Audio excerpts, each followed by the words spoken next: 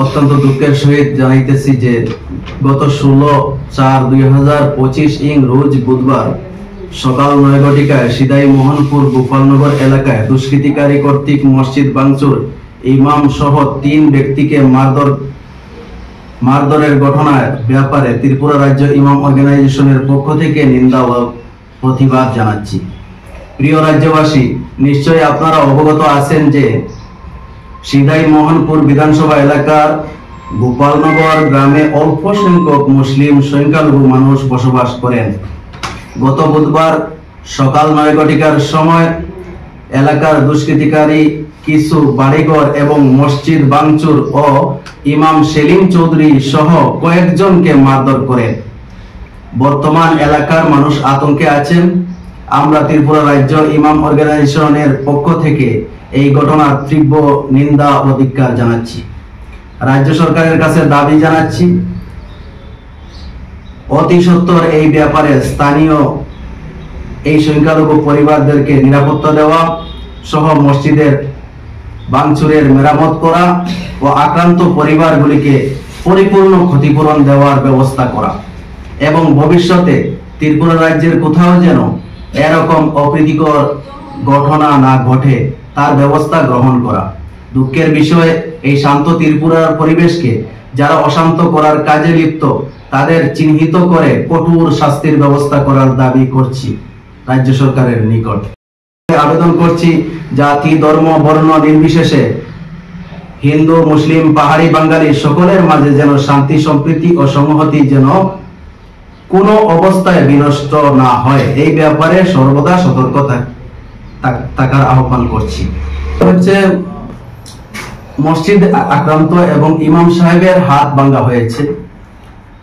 এলাকায় অল্প সংখ্যক মুসলিম পরিবারের বসবাস, সেখানে এই ধরনের ঘটনার পিছনে যারা জড়িত রয়েছে, আমরা ইমাম অর্গানাইজেশনের পক্ষ থেকে জোরালোভাবে রাজ্য সরকারের কাছে দাবি করছি পুলিশ প্রশাসন কর্তৃক দুষ্কৃতিকারীদের চিহ্নিত করে আইনের আওতায় এনে কঠোর থেকে কঠোর শাস্তি দেওয়ার জন্য আমরা দাবি করছি এবং রাজ্যে যাতে কোনো জায়গায় এই ধরনের অপ্রীতিকর ঘটনা যারা ঘটাতে চায়, যে কোনো ধর্মের, বর্ণের, যে কোনো গোত্রের মানুষ হোক, সে দোষী, তাদেরকে চিহ্নিত করে কঠোর শাস্তি এবং এই শান্ত ত্রিপুরাকে যারা অশান্ত করার চেষ্টা করছে বা করে আসছে তাদেরকে কঠোর থেকে কঠোর শাস্তির ব্যবস্থা রাজ্য সরকার যেন করে, রাজ্য সরকারের কাছে আমরা জোরালোভাবে দাবি করছি। আমরা দেখছি পরপর কয়েকটি ঘটনা হয়েছে।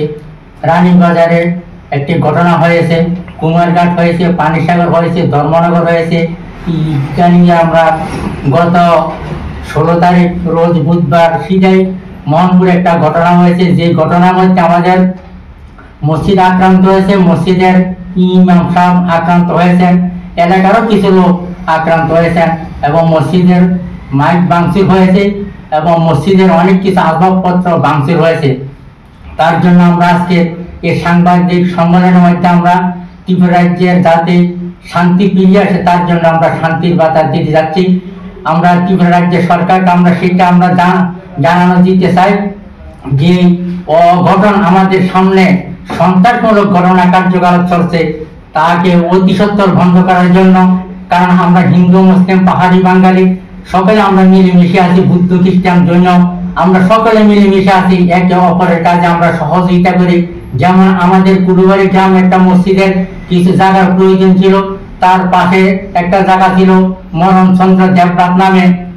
ওই মরণচন্দ্র দেবনাথ আমাদের মসজিদের যতটুকু জায়গার প্রয়োজন ছিল উনি আমাদেরকে জায়গা দিয়েছে।